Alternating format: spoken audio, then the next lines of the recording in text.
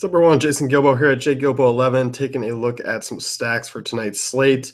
Overall, another 11-game slate, so definitely going to be stacking away. We got the Wrigley game, which is, once again, wind blowing out about 20 miles an hour. We saw how that played last night. A couple of homers for a couple of guys that have been struggling. So going in here, we'll talk about Wrigley first on both sides of it. Cubs, certainly the better team in play. I know Feldman hasn't been that bad, but Feldman is by no means that guy that you should be shying away from. Average ground ball rate. Definitely like the value that they bring here because Schwarber is still not all that expensive. If we get Ian Happ hitting cleanup again for the injured Zobrist, he's cheap. He's even cheaper on DraftKings than he was last night, only bumped up $100. So it helps that Bryant Rizzo stack as well with Schwarber and Happ being priced down. And it's not like there's high price pitching tonight to go with. So you look at that run total there in Wrigley, it's up over 6.5, wind blowing out to left, 20 miles per hour at the moment. So I'll definitely be firing away. On that other side, I mean, you do have Kyle Hendricks, who's been struggling a little bit. I mean, allowed just a 280 WOBA to lefties, but 36% ground ball rate, 36% hard contact rate. It's allowed a couple of homers. Walks have been a little bit of an issue against lefties.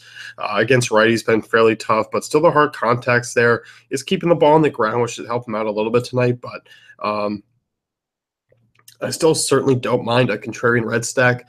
Of Votto, Billy Hamilton, Duvall, Suarez, Scott Shedler. I mean, they all are on play just with the conditions there. So definitely going to be going that routes. Moving over to Texas here, looking at how they construct their lineup, I like the lefties against Eflin. Texas is a big strikeout team. The good thing, though, is Eflin does not miss a lot of bats. Eflin's allowing a crazy high hard contact rate. In his career, he's allowed over 350 WOBA to lefties.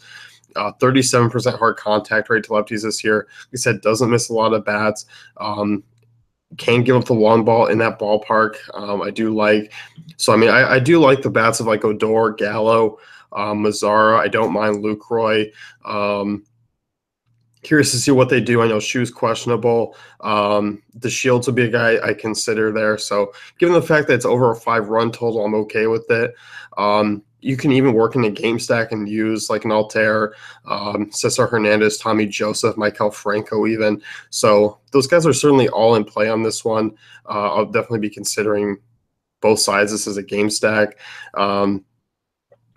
As far as moving on elsewhere, I mean, if you want to be contrarian, West Coast games might be one where you can target. I like Oakland here against Bergman. Bergman's been a reverse splits guy, so I do like Chris Davis. Rajay Davis not in a bad spot. Joyce can get going. Yonder Alonso, the way he's been playing Healy. Oakland will be a sneaky stack on this one. We've seen Safeco play a little bit small at times. Wind blowing out not as much as last night, but Bergman is not a good right-hander. Making the start there in Seattle, I would consider using him. And then we get to Detroit, where this is probably going to be the popular stack as well, outside of Wrigley, going up against Ubaldo Jimenez. Struggles against both sides of the plate. Does allow a ton of home runs, up over 5 for the run total. And this is one where you have basically 6 guys you can use, so the stack you might have to break up a little bit. But once again, I like Cabrera, Martinez, Upton, Martinez stack on FanDuel. DraftKings is tough because you have to distinguish Cabrera and Martinez, but I'll definitely roll Cabrera all day. Cabrera, not that expensive. I mean, only 42 on DraftKings, which is a nice price for him. 35 on FanDuel. So Tiger stack, not expensive. Certainly will be popular. So in terms of stacks and how to rank them, I mean, Cubs, Tigers, Rangers, Reds are certainly the ones I'm looking at. If you're looking for a contrarian sense, it'd probably be Oakland for me. So let's wrap things up here. You can head over to fantasycafe.com and check out great tools and content.